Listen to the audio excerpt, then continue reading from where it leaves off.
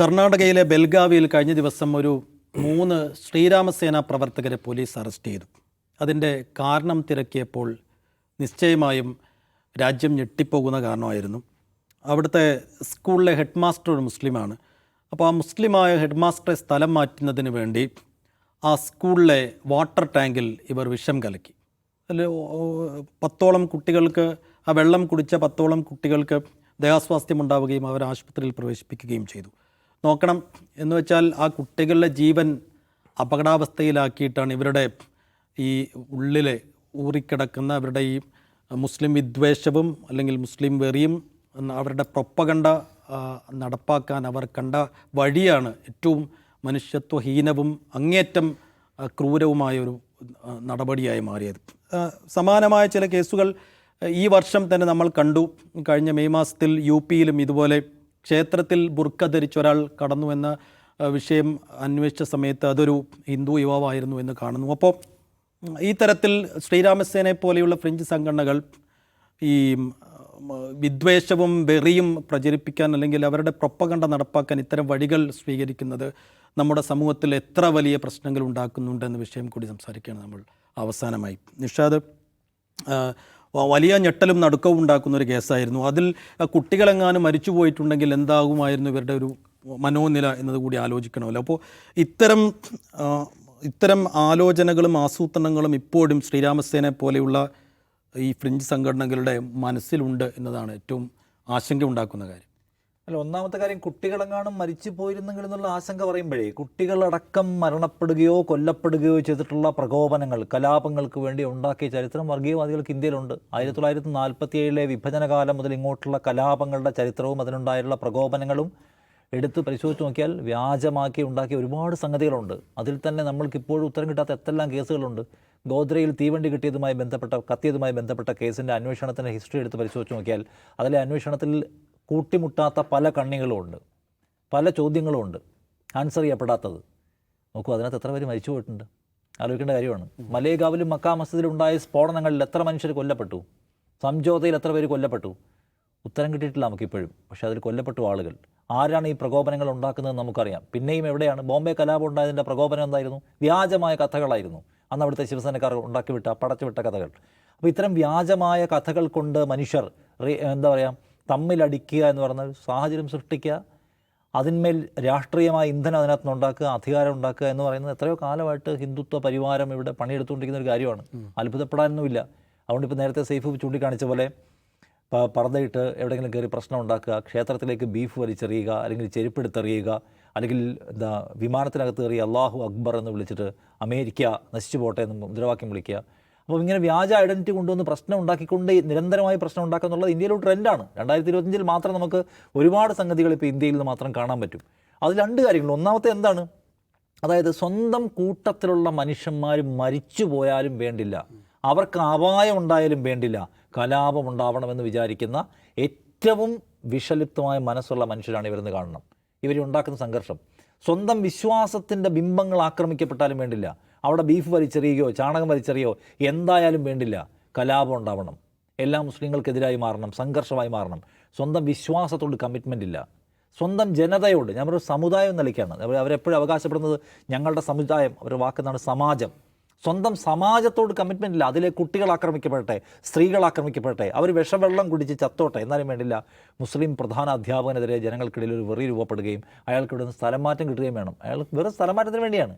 അപ്പോൾ എന്തുമാത്രമാണ് ഇവരുടെ ഉള്ളിൽ ഈ നിറഞ്ഞിരിക്കുന്ന വെറുപ്പ് എന്ന് പറയുന്ന സംഗതി കാണണം. രണ്ടാമത്തെ എന്താണ്? മുസ്ലിങ്ങൾ ഇവിടെ പെറ്റുവരുന്നു, മുസ്ലിങ്ങൾ തീവ്രവാദികളാകുന്നു, മുസ്ലിങ്ങൾ രാജ്യത്തിൻ്റെ സുരക്ഷയ്ക്ക് അപകടമാണ് എന്നൊക്കെ പറഞ്ഞു നടക്കുകയാണ്. അപ്പോൾ പറഞ്ഞു നടക്കുമ്പോൾ അതിനെന്താ പറ്റിയ സാധനങ്ങൾ വേണം, അത് കിട്ടുന്നില്ല. അപ്പോൾ നിരന്തരം ഇത്തരം പ്രശ്നം ഉണ്ടാക്കുകയാണ്. അപ്പോൾ ശരിക്കും ഇവരുടെ ഈ ഭീതി എന്ന് പറയുന്നത് പോലും വ്യാജമാണ്. കാരണം എന്താണ്? ഇവർ തന്നെയാണ് പ്രശ്നം ഉണ്ടാക്കുന്നത്. ഇവർ തന്നെയാണ് ഈ പറഞ്ഞ പ്ലെയിനകത്ത് കയറി പ്രശ്നം ഉണ്ടാക്കുന്നത്. ഇവർ തന്നെയാണ് വിഷം കലക്കുന്നത്. ഇവർ തന്നെയാണ് ബീഫ് വലിച്ചെറിയുന്നത്. ഇവർ തന്നെയാണ് ആളുകളെ ആക്രമിക്കുന്നത്, വീടുകൾക്ക് തീയിടുന്നത്. അപ്പോൾ ഈ റിയൽ ത്രെട്ട് എന്ന് പറയുന്ന സംഗതിയുള്ളൂ. ഞങ്ങൾക്ക് അവരെ പേടിയാണ്, ഞങ്ങൾക്ക് മുസ്ലിങ്ങളെ പേടിയാണ്. ആരായി പേടി ഉണ്ടാക്കുന്നത്? ഇവർ തന്നെ ആക്ട് ചെയ്യുകയാണ് അങ്ങനെ, അതല്ലേ? അപ്പോൾ നോക്കൂ, ഒരു തരത്തിലുള്ള മനസാക്ഷി ഇല്ലാത്ത 2 കാര്യങ്ങൾ. ഒന്ന്, നിരന്തരം ഇതുണ്ടാക്കുകയാണ്, വ്യാജങ്ങൾ വഴി ത്രെട്ടുണ്ടാക്കുന്നു. 2, അത് സ്വന്തക്കാരെ കൊന്നിട്ടായാലും നമുക്ക് ചെയ്യാം എന്ന് മട്ട് കാണുന്നതാണ്. മൂന്നാമത്തെ കാര്യം, നമ്മളിപ്പോൾ ഇതിനകത്ത് ഈ പറഞ്ഞ ശ്രീരാമസേനക്കാരെ പിടിച്ചു. അതുകൊണ്ട് നമുക്ക് മനസ്സിലായി അങ്ങനെ കുറേ ഇൻസിഡൻസ്, ഒരു 6 ഇൻസിഡൻസ് ഇപ്പോൾ നമുക്ക് ഇന്ത്യയിൽ കാണാൻ പറ്റും. അങ്ങനെ വെളിപ്പെടാത്ത എത്ര കേസുകൾ ഉണ്ടായിരിക്കും നമ്മൾ ആലോചിച്ച് നോക്കണം. ഇതിൻ്റെ ഒരു പ്ലാൻ ഓഫ് ആക്ഷൻ, ഇതിൻ്റെ ഒരു എന്താണ് മോഡസ് ഓപ്പറാൻഡി ഇതാണെന്ന് മനസ്സിലായല്ലോ. അപ്പോൾ എന്ന് വെച്ചാൽ പലയിടത്തും നമ്മൾ കാണുകയാണ്. അപ്പോൾ ഇങ്ങനെ മനഃപൂർവ്വം കലാപമുണ്ട്. ബോംബെ കലാപത്തിൻ്റെ കാര്യമായാലും ഞാൻ പറഞ്ഞ ഇങ്ങോട്ട് ഗുജറാത്തുമായി ബന്ധപ്പെട്ട കാര്യമൊക്കെ എടുത്താലും നമുക്കിത് കാണാൻ പറ്റും. അപ്പോൾ എവിടെയൊക്കെ ഉണ്ടായിട്ടുള്ള കലാപങ്ങളിൽ എത്ര മനുഷ്യർ കൊല്ലപ്പെട്ടതിന് പിന്നിൽ, ഏതൊക്കെ കലാപങ്ങൾക്ക് പിന്നിൽ ഇത്തരം ഒരുതരം പ്ലാൻ പ്രവർത്തിച്ചിട്ടുണ്ടാവും നമ്മൾ സ്വാഭാവികമായി സംശയിക്കണം. 2, അതിൻ്റെ ഭാഗമായി പിടിക്കപ്പെട്ട മനുഷ്യരിൽ എത്ര നിരപരാധികൾ ജയിലിലുണ്ടാവും. ഇപ്പോൾ പ്രധാനമന്ത്രിയെ കൊല്ലാൻ ശ്രമിച്ചു എന്ന പേരിലാണ് 2 വ്യാജ ഏറ്റുമുട്ടൽ ഇന്ത്യയിൽ നടത്തിയ ആളെ കൊന്നത്. അതിൻ്റെ പ്രധാനപ്പെട്ട ആളുകൾ ഇപ്പോൾ പ്രധാനപ്പെട്ട കസേരയിൽ ഇരിക്കുന്നവരാണെന്ന് ഓർക്കണം. സ്ഫോടനങ്ങളുടെ പേരിൽ ഇപ്പോൾ നോക്കൂ, ഈ നമുക്ക് അറിയാലോ ബോംബെയിലെ ട്രെയിൻ സ്ഫോടന കേസിൽ പിടിക്കപ്പെട്ട 12 പേർ, അവരെ കുറ്റവിമുക്തരാക്കിയില്ല. ഇപ്പോൾ സ്റ്റേ വാങ്ങിയെങ്കിലും അവർക്കിനി ജയിലിലേക്ക് തിരിച്ചു പോകണ്ട എന്ന് കോടതി പറഞ്ഞിരിക്കുകയാണ്. അവരുമായി ബന്ധപ്പെട്ട കേസിൻ്റെ ഹിസ്റ്ററി പരിശോധിച്ച് നോക്കണം, സമ്പൂർണ്ണമായ തട്ടിപ്പാണ്. കോടതി ഇത് വായിച്ചു നോക്കിയിട്ട് പറയാണ്, ഇത് മുഴുവൻ ആളുകളെ ഭീഷണിപ്പെടുത്തിയോ ദേഹോദ്രവം ഏൽപ്പിച്ചോ നിങ്ങൾ ഉണ്ടാക്കിയിട്ടുള്ള മൊഴികളാണ്. നിങ്ങൾ കൊണ്ടുവന്നിരിക്കുന്ന സാക്ഷികൾ ഒരെണ്ണം നിൽക്കുന്ന സാക്ഷികളല്ല. ഇതിൽ പല സാക്ഷികളും വേറെ പല കേസിലും സാക്ഷി പറഞ്ഞിട്ടുണ്ട്. ഇവരുടെ പണി തന്നെ ഇതാണ്. നിങ്ങൾ കൊണ്ടുവന്നിരിക്കുന്ന തെളിവുകൾ നിലനിൽക്കുന്നതല്ല. വ്യാജ തെളിവുണ്ടാക്കിയതിനും വ്യാജ സാക്ഷിയെ പ്രൊഡ്യൂസ് ചെയ്തതിനും വ്യാജമായ കുറ്റസമ്മത മൊഴി ഉണ്ടാക്കിയതിനും ഉദ്യോഗസ്ഥരെ ശിക്ഷിക്കേണ്ടതായിരുന്നു. കോടതി അത് ചെയ്തിട്ടില്ല. പക്ഷേ അത് കോടതി കണ്ടെത്തി. അത് കോടതി ഭയങ്കര സീരിയസ് ആയിട്ട് സീരീസ് ഓഫ് പ്രശ്നങ്ങൾ അതിൽ കണ്ടെത്തുന്നുണ്ട്. അത്രയും തട്ടിപ്പാണ് ആ കേസ് എന്ന് കാണുന്നത്. അപ്പോൾ ഞാൻ പറയുന്നത്, ഇങ്ങനെ ഇത്തരം സ്ഫോടനങ്ങളുടെയും കലാപങ്ങളുടെയും പേരിൽ ഇന്ത്യൻ ജയിലുകളിൽ എത്ര നിരപരാധികളായ മനുഷ്യർ കിടക്കുന്നുണ്ടാവും. അതിൻ്റെ പിന്നിൽ ആസൂത്രകരായ എത്രയോ മനുഷ്യർ പുറത്ത് വിഹരിക്കുന്നുണ്ടെന്നുള്ള നിലയ്ക്ക് വിരൽ ചൂണ്ടുന്ന ഒന്നല്ലേ ഇത്. അപ്പോൾ ഇന്ത്യയിലെ ഒരു യാഥാർത്ഥ്യമാണ്, ഞെട്ടലൊന്നുമില്ല. ഇതിപ്പോൾ ഈ അവിടുത്തെ കുട്ടികളുടെ ഭാഗ്യം, അല്ലെങ്കിൽ അവിടുത്തെ ആ പ്രദേശത്ത് താമസിക്കുന്ന മുസ്ലിങ്ങളുടെ ഭാഗ്യം ഇത് പുറത്തു വന്നുകൊണ്ട്. ഇല്ലെങ്കിൽ എന്താണ്, ഈ വാട്ടർ ടാങ്കിൽ വിഷം കലർത്തിയതിൻ്റെ മൊത്തം ഉത്തരവാദിത്വം ആ മുസ്ലിം അധ്യാപകൻ്റെയും അയാളുടെ പരിസരത്തുള്ളവരെയും അയാളുടെ ബന്ധുക്കളുടെയും തലയിലിരിക്കുകയും അതൊരു കലാപമായിട്ട് പോലും മാറും. ഈ കലക്കിയ ആളുകൾ തന്നെ കലാപത്തിൻ്റെ ആദ്യ വടിവാളുകളായിട്ട് രംഗത്തിറങ്ങുകയും ചെയ്യും. അതുകൊണ്ട് അവിടുത്തെ ആളുകൾ രക്ഷപ്പെട്ടു എന്ന് ഒഴിച്ചു നിർത്തിയാൽ ഇന്ത്യക്ക് ഒരു സമാശ്വാസം നൽകുന്നത്. ഇന്ത്യയിൽ കൂടുതൽ ഭയപ്പെടുത്തുകയാണ് വേണ്ടതെന്ന് പറയും. ഇത്തരം പണിയാണ് ഇവരുടെ കയ്യിലിരിക്കുന്നത്. ഇവർ ഈ പണി എടുത്തുകൊണ്ടേ ഇരിക്കുകയാണ്. ഇനി ഇതിന് ഇരകളുണ്ടാകുന്ന ഒരു തർക്കമില്ല. കാരണം നമ്മൾ നിരന്തരമായി കേട്ടുകൊണ്ടിരിക്കുകയാണ്. അത് തടയാനോ ഒരു പ്രോപ്പർ ആക്ഷൻ എടുക്കാനോ കഴിയുന്ന സംവിധാനങ്ങൾ പോലും ഇല്ലാത്തത് നമ്മൾ നിർഭാഗ്യവാന്മാരായ മനുഷ്യനാണെന്ന് ഞാൻ പറയുള്ളൂ. അജിംസ്, നിഷാദ് സൂചിപ്പിച്ചത് തന്നെയാണ് ഇതിനകത്ത് കാതലായ ചോദ്യം എന്ന് വെച്ചാൽ, ഇത് പിടിക്കപ്പെട്ടതുകൊണ്ട് പിടിക്കപ്പെടാതെ പോകുന്ന എത്ര ഇൻസിഡൻസിൽ എത്രയേറെ മനുഷ്യന്മാർ പലതരത്തിലുള്ള പീഡനങ്ങൾ അനുഭവിക്കുന്നുണ്ടാവും. സേഫോട് ചൂണ്ടിക്കാട്ടിയ സംഭവങ്ങൾ, ഇപ്പോൾ ഉദാഹരണത്തിന് അമ്പലത്തിലേക്ക് പശുവിൻ്റെ അവശിഷ്ടങ്ങൾ എറിയുക, മലം വാരി എറിയുക, ശോഭായാത്രയ്ക്കെതിരെ എറിയാൻ വേണ്ടി ബോംബുണ്ടാക്കുമ്പോൾ കയ്യിലിരുന്ന് പൊട്ടി ബലിദാനിയാവുക, ഇങ്ങനെയൊക്കെ പറഞ്ഞ് നമുക്ക് ഒരു അർത്ഥത്തിൽ തമാശയായിട്ട് പോകുന്ന കുറേ കാര്യങ്ങളൊക്കെയാണിത്. പക്ഷേ ഇതിന് യഥാർത്ഥത്തിൽ ഇതിൻ്റെ ഉപജ്ഞാതാക്കൾ ഹിറ്റ്ലറിൻ്റെ ആളുകളാണ്, ജർമ്മനിയിലാണ്. അപ്പോൾ ഈ 2ാം ലോകമഹായുദ്ധം ഉണ്ടാകാനുള്ള കാരണം ഒരു ഫാൾസ് ഫ്ലാഗ് ഓപ്പറേഷനാണ്. അതായത് ജർമ്മനിക്ക് പോളണ്ട് അധിനിവേശം ചെയ്യണം. അപ്പോൾ പോളണ്ട് എന്തോ പ്രശ്നമാണെന്ന് വരുത്തി തീർക്കാൻ അവർ ആദ്യം ചെയ്തു. ഹിറ്റ്ലറുടെ സേന പോളിഷ് സൈനികരുടെ വേഷം ധരിച്ച് ജർമ്മനിയിൽ തന്നെ ഒരു റേഡിയോ സ്റ്റേഷൻ ആക്രമിച്ചു, കുറേ പേരെ കൊന്നു. അങ്ങനെയാണ് പോളണ്ട് അധിനിവേശം നടക്കുന്നത്. അതായത് ചരിത്രത്തിലെ ഏറ്റവും പെർഫെക്റ്റ് ആയിട്ടുള്ള ടെക്സ്റ്റ് ബുക്ക് എക്സാമ്പിളാണ് ഫാൾസ് ഫ്ലാഗ് ഓപ്പറേഷൻ്റെ. ഈ 1939 നടക്കുന്നത്. അപ്പോൾ ജർമ്മനി അത് ചെയ്തു. പിന്നെ അത് ഏറ്റെടുത്ത് തരാണെന്നറിയാം, ഇസ്രായേലാണ്. അത് ഏറ്റവും വൃത്തിയായിട്ട് ചെയ്തിട്ടുള്ള ആൾ ഇസ്രായേലാണ്. വൃത്തിയായിട്ടല്ല, പലപ്പോഴും അവർക്ക് പാളിയിട്ടുണ്ട്. പാളിയപ്പോഴാണ് ഇവരിത് ഏറ്റെടുത്തെന്നുള്ള അറിയുന്നത്. 1954 ഈ ഈജിപ്റ്റ് സ്വാതന്ത്ര്യ സമരമൊക്കെ നടന്നുകൊണ്ടിരിക്കുകയാണ്. അപ്പോൾ സുയസ് കനാലിൻ്റെ നിയന്ത്രണം ആർക്ക് വേണമെന്നുള്ള കാര്യത്തിൽ തർക്കമാണ്. അത് ഈജിപ്റ്റിന് വിട്ടുകൊടുക്കണോ, അത് ബ്രിട്ടൻ തന്നെ കൈവശം വയ്ക്കണോ. അപ്പോൾ അമേരിക്ക എപ്പോഴും എന്താണ്, ഈജിപ്റ്റിന് സ്വാതന്ത്ര്യം കൊടുക്കണം എന്ന നിലപാടായിരുന്നു. അപ്പോൾ ഈജിപ്റ്റിന് സ്വാതന്ത്ര്യം കൊടുത്തു കഴിഞ്ഞാൽ ഇസ്രായേൽ അവിടെ ഒരു സോഷ്യലിസ്റ്റ് സർക്കാരാണ് അധികാരത്തിൽ വരിക, ഗമാൽ അബ്ദുൽ നാസറിൻ്റെ. അപ്പോൾ ഇസ്രായേലിന് ഉറപ്പായിട്ട് പറയാം, ഈജിപ്റ്റ് ഞങ്ങൾ അംഗീകരിക്കില്ല. സുയസ് കനാലിൻ്റെ നിയന്ത്രണം ഈജിപ്റ്റിന് പോയി കഴിഞ്ഞാൽ ഞങ്ങൾക്ക് പണിയാണ്. അപ്പോൾ ഇവരെന്ത് ചെയ്യുമെന്ന് അറിയാം, മൊസാദിനെ വിട്ടിട്ട് അവിടെ ചെന്ന് ഈജിപ്തിലുള്ള കുറേ ജ്യൂസിനെ റിക്രൂട്ട് ചെയ്തിട്ട് അമേരിക്കയുടെയും ബ്രിട്ടൻ്റെയൊക്കെ ഉടമസ്ഥതയിലുള്ള ലൈബ്രറികൾ, പൊതു ഇടങ്ങൾ ഇവിടെ കൊണ്ടുപോയി ബോംബ് വയ്ക്കാൻ പറഞ്ഞു. അപ്പോൾ ഈ ബോംബ് വെച്ച് കഴിയുമ്പോൾ സ്വാഭാവികമായിട്ടും എന്ത് ചെയ്യും, ഈ ബ്രിട്ടൻ കുറേ കൂടി അലേർട്ടാവുകയും ഈ സൂയസ് കനാലിൻ്റെ ഇത് വിട്ടുകൊടുക്കാതിരിക്കുകയും അമേരിക്കൻ സ്ഥാപനങ്ങൾക്കും ബോംബ് വയ്ക്കാനാണ് പറഞ്ഞത്. അമേരിക്ക തന്നെ എന്ത് ചെയ്യും, ഇത് പിടിച്ചെടുക്കുകയും ചെയ്യും.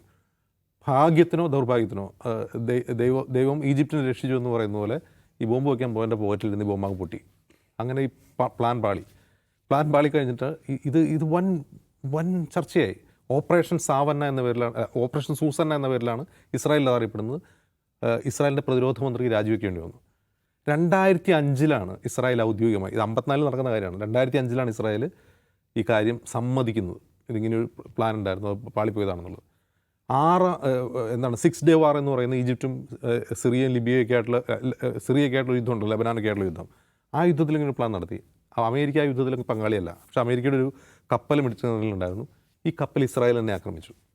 അതിൻ്റെ ലക്ഷ്യം എന്താണെന്ന് വെച്ചാൽ ഈ യുദ്ധത്തിലേക്ക് അമേരിക്ക കൂടി കൊണ്ടുവരിക, എന്നിട്ട് ഈജിപ്റ്റാണ് ചെയ്തതെന്ന് പറഞ്ഞിട്ട് ഈ യുദ്ധത്തിലേക്ക് അമേരിക്ക കൊണ്ടുവരിക എന്നുള്ളത്. ഇപ്പോഴും ഇസ്രായേൽ പറയുന്നത് ഞങ്ങൾക്ക് അബദ്ധം പറ്റിയതാണ്, 35 അമേരിക്കൻ സൈനികർ കൊല്ലപ്പെട്ടിരുന്നു. അപ്പോൾ ഇസ്രായേൽ ഇത് ഇവിടെ മാത്രമല്ല, ഇസ്രായേൽ ലോകം മുഴുവൻ അത് നടത്തുന്നുണ്ട്. മൊസാദിൻ്റെ പ്രധാനപ്പെട്ട അജണ്ട തന്നെ ഈ ഫാൾസ് ഫ്ലാഗ് ഓപ്പറേഷനാണ്. അവർ വേറെ തരത്തിൽ പോയിട്ട് വേറെ ഐഡൻറ്റിറ്റിയിൽ പോയി ഒരു ആക്രമണം നടത്തുക, രണ്ടുപേരെ തമ്മിലടിപ്പിക്കുക. ഇത് അവരുടെ പണിയാണ്. അത് ഇസ്രായേൽ വളരെ വിദഗ്ധമായി ചെയ്തിട്ടുണ്ട്. ഇന്ത്യയിൽ അത് ഏറ്റെടുത്തുള്ളത് RSS ആണ്. നിഷാദ് കുറേ ഉദാഹരണങ്ങളൂടെ പറഞ്ഞു. ഞാൻ സവിശേഷമായി പറയാൻ ആഗ്രഹിക്കുന്നത് 2000 മുതൽ, അതായത് അമേരിക്ക ഭീകരതയ്ക്കെതിരെ യുദ്ധം പ്രഖ്യാപിച്ച അന്നു മുതൽ ഏതാണ്ട് 2013 വരെ ഇന്ത്യയിൽ ഡസൻ കണക്കിന് ബോംബ് സ്ഫോടനം ഉണ്ടായിട്ടുണ്ട്. പാർലമെൻറ്റ് ആക്രമണം നടന്നു. ബോംബെ തന്നെ 3 പ്രാവശ്യം ട്രെയിനിന് ബോംബ് വെച്ചു, 3 പ്രാവശ്യം ബസ്സിൽ ബോംബ് വെച്ചു. ആളുകൾ മരിക്കുകയാണ്, 100 ആൾക്കാർ മരിക്കുകയാണ്. ഇരട്ട സ്ഫോടനം, ബോംബെയുടെ ഗേറ്റ് ഓഫ് ഇന്ത്യയിൽ സ്ഫോടനം ഉണ്ടായി 200 പേര് മരിച്ചു. ഇങ്ങനെയുള്ള കുറേ അധികം സ്ഫോടനങ്ങൾ നടന്നു. ഈ സ്ഫോടനങ്ങൾ നടക്കുമ്പോൾ നമ്മൾ അന്ന് പത്രം വായിക്കുമ്പോൾ എന്താണ്, ഈ സ്ഫോടനത്തിന് പിന്നിൽ ഇന്ത്യൻ മുജാഹിദീൻ, ഈ സ്ഫോടനത്തിന് പിന്നിൽ ഹുജി, ഇങ്ങനെയുള്ള നമ്മൾ ഇതുവരെ കേൾക്കാത്ത പുതിയ ഭീകര സംഘടനകളുടെ പേരുവരാണ്. ഈ പേരൊക്കെ എവിടെ നിന്നാണ് വരുന്നത്? ആർക്കും അറിയില്ല. അങ്ങനെ സംഘടന ഉണ്ടോ? ഇല്ല. അസംഗഡ് മോഡ്യൂൾ എന്ന് പറയുന്നൊരു വലിയ വാർത്ത ഓർക്കുന്നുണ്ടാവും സേഫ്, 2008 ശേഷം പുറത്തു വന്ന സാധനമാണ്. ഉത്തർപ്രദേശിൽ അസംഗഡ് എന്ന് പറഞ്ഞ സ്ഥലത്ത് നിന്ന് 100 കണക്കിന് ചെറുപ്പക്കാരെ പിടിച്ചുകൊണ്ടുപോയി. ഇവരൊക്കെ എന്താണ്, ഇന്ത്യൻ മുജാഹിദിൻ്റെ ഓപ്പറേറ്റീവ്സാണ്, സ്ലീപ്പർ സെല്ലുകളാണ് എന്നൊക്കെ പറഞ്ഞാൽ പിടിച്ചുകൊണ്ടുപോയി. ബട്ട്ല ഹൗസ് എൻകൗണ്ടർ എന്ന് കേട്ടിട്ടുണ്ടോ? കുറേ വിദ്യാർത്ഥികൾ താമസിക്കുന്ന ഒരു അപ്പാർട്ട്മെൻറ്റ് കയറി ചെന്ന് പോയിൻറ്റ് ബ്ലാങ്കിൽ വെടിവെച്ച് വന്നു. ഇവരൊക്കെ ഇന്ത്യൻ മുജാഹിദിൻ്റെ ആളുകളാണെന്ന് പറഞ്ഞിട്ട്. അപ്പോൾ ഇതിങ്ങനെ കുറേ അധികം പ്രശ്നങ്ങളുണ്ട്. ഇതൊക്കെ പൊളിയുന്ന എവിടെയാണ്? മുമ്പ് നിഷാദ് പറഞ്ഞ പോലെ ഈ മാലേഗാവ് സ്ഫോടനത്തിൽ ഇത് പിടിക്കപ്പെടുമ്പോഴാണ്, അല്ലെങ്കിൽ സ്വാമി അസീമാനന്ദയുടെ കുറ്റസമ്മതം മൊഴി വരുമ്പോഴാണ്. അതിൽ ഏതൊക്കെ സ്ഫോടനങ്ങളാണ്? സംജോത എക്സ്പ്രസ് സ്ഫോടനം, മാലേഗാവ് 1ഉം 2ഉം, പിന്നെ മക്കാ മസ്ജിദിലെ 2 സ്ഫോടനങ്ങൾ, ഇതെല്ലാം ഞങ്ങളാണ് ചെയ്തതെന്ന് അസീമാനന്ദ തുറന്നു പറഞ്ഞു. എന്നിട്ട് ഇതിന് ആരെ തലയിലടിക്കുന്നത്? ഈ പറയുന്ന ഹുജി, എന്താണ് ഇന്ത്യൻ മുജാഹിദീൻ, ഹുജി എന്നൊക്കെ പറഞ്ഞ് കുറേ അധികം പേരുകളിൽ. ഏറ്റവും പ്രധാനപ്പെട്ട ഒരു കേസ് കൂടിയുണ്ട്, അക്ഷർധാം ഭീകരാക്രമണം. അതായത് ഗുജറാത്ത് കലാപം കഴിഞ്ഞ് 2-3 വർഷം കഴിഞ്ഞിട്ട് 2006 തോന്നുന്നു, നരേന്ദ്രമോദി ഗുജറാത്ത് ഭരിക്കുമ്പോഴാണ്. അക്ഷർധാമിൻ്റെ ക്ഷേത്രമാണ്, വളരെ പ്രശസ്തമായ ഒരു ക്ഷേത്രത്തിൽ ഭക്തരൊക്കെ നിൽക്കുന്ന സമയത്ത് ഒരാൾ ടാക്സിയിൽ വന്നിട്ട് അകത്ത് കയറി തോക്കായിട്ട് ചറവറ വെടിവെക്കുന്നു, ആളുകൾ കൊല്ലുന്നു. അവസാനം രാത്രിയാകുമ്പോൾ NSG വന്നിട്ടാണ് ഈ ഭീകരനെ വെടിവെച്ച് കൊല്ലുന്നത്. ഈ കേസിൽ 12 പേരെ അറസ്റ്റ് ചെയ്തു. ഈ വന്നയാളെ വെടിവെച്ച് കൊന്നു. ഇയാളെ സഹായിച്ചു എന്ന പേരിൽ ആ പ്രദേശത്തുള്ള 10-12 ആൾക്കാരെ അറസ്റ്റ് ചെയ്ത് ജയിലിലടച്ചു. ഈ 20 വർഷത്തോളം അവർ ജയിലിൽ കിടന്നു.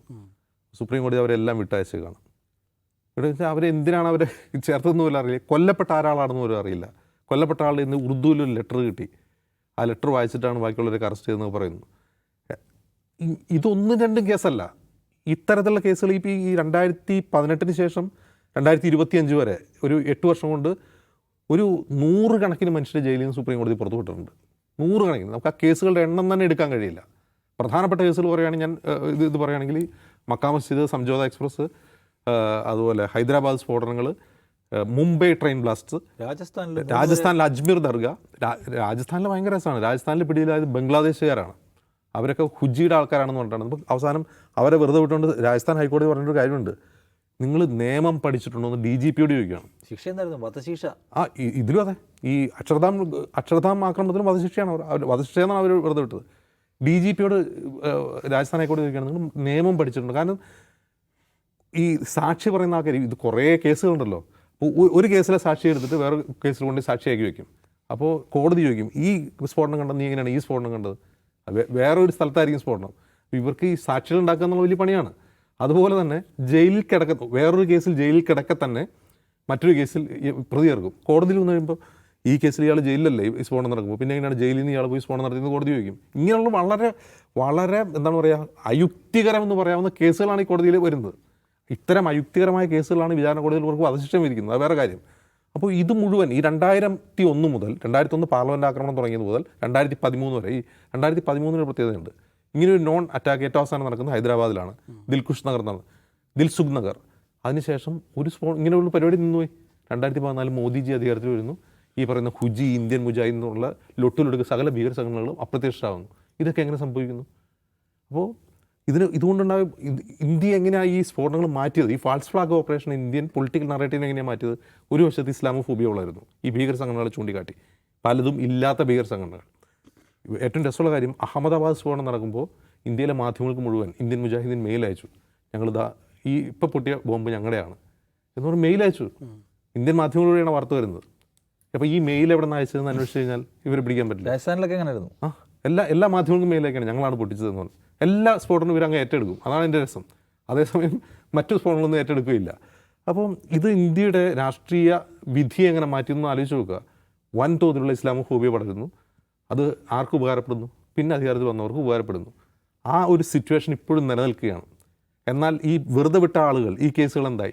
ഈ ബോംബൊക്കെ പൊട്ടിയെന്നുള്ള ശരി. ഇപ്പോൾ മാലേഗാവിലെ കോടതി പറയുന്നത്, മാലേഗാവ് സ്ഫോടനത്തിൽ പ്രഖ്യാ സിംഗ് ഠാക്കൂറിനൊക്കെ വെറുതെ വിട്ടുകൊണ്ട് കോടതി പറയുന്നത് ബോംബ് പൊട്ടിയെന്നുള്ളത് ശരിയാണ്. പക്ഷെ ബോംബ് വെച്ച മോട്ടോർ ബൈക്ക് പ്രഖ്യാ സിംഗിനെയാണെന്ന് പറയാൻ പറ്റില്ല. കാരണം അവർ അതിന് 2 വർഷം മുമ്പ് സന്യാസം സ്വീകരിച്ചു. സന്യാസം സ്വീകരിക്കുമ്പോൾ ഐഹികമായ എല്ലാ മെറ്റീരിയലുകളും ഉപേക്ഷിച്ചാണ് സന്യാസം സ്വീകരിക്കുന്നത്. അത് അവരുടേതാണെന്ന് തെളിയിക്കാൻ പറ്റിയിട്ടില്ല എന്നാണ് കോടതി പറയുന്നത്. അതൊക്കെ വിട്, അവരല്ല ചെയ്തെങ്കിൽ അവരെ വെറുതെ വിടണം, അവരല്ല ചെയ്തെങ്കിൽ വെറുതെ വിടണം. പക്ഷെ ഇതാരും ചെയ്തെന്ന് കണ്ടുപിടിക്കണ്ടേ? ഈ ഒരു കേസിലല്ല, ഈ 2001 മുതൽ 2013 വരെ നടന്ന ഒരു ബോംബ്, നിരപരാധികളായ മനുഷ്യർ വഴിയിൽ മരിച്ചതാണ്. ഈ കേസ് അന്വേഷിക്കണ്ടേ? ഇതാരെ ചെയ്തെന്ന് കണ്ടുപിടിക്കണ്ടേ? ആളുകളെ വെറുതെ വിട്ടു, അത് ശരി. നിരപരാധികളെ, ഇപ്പോൾ പ്രഖ്യാ സിംഗ് ഠാക്കൂറിനെ ഉൾപ്പെടെയൊക്കെ പ്രതി ചേർത്ത് അവരെ പീഡിപ്പിച്ചു എന്ന് തന്നെ കരുതുക. ഇത് ചെയ്തത് ആരാണെന്ന് കണ്ടുപിടിക്കണ്ടേ? എന്താ കണ്ടുപിടിക്കാൻ കഴിയാത്തത്? അപ്പോൾ നാസികളെയും മൊസാദിനെയും കവച്ചു വയ്ക്കുന്ന strike rate false flag operation ആയിട്ടുള്ള RSSനുണ്ട് എന്നാണ് നമുക്ക് ഇന്ന് മനസ്സിലാവുന്നത്. ശരിയാണ്. അപ്പോൾ മനുഷ്യ ചരിത്രത്തിലുടനീളം ഇത്തരം വ്യാജ നിർമ്മിതികളിലൂടെയാണ് ഈ പറഞ്ഞ ഏകാധിപതികളായാലും ഫാസിസ്റ്റുകളായാലും ദുഷ്ട പ്രതിലോമ ശക്തികളായാലും ഒക്കെ അധികാരം പിടിച്ചതും അത് കൈയാളിയതും. അതിൻ്റെ ഒരു തുടർച്ചയും പാരമ്പര്യവും പേറി തന്നെയാണ് സംഘപരിവാരവും രാജ്യത്ത് അധികാരം നിലനിർത്തുന്നതും.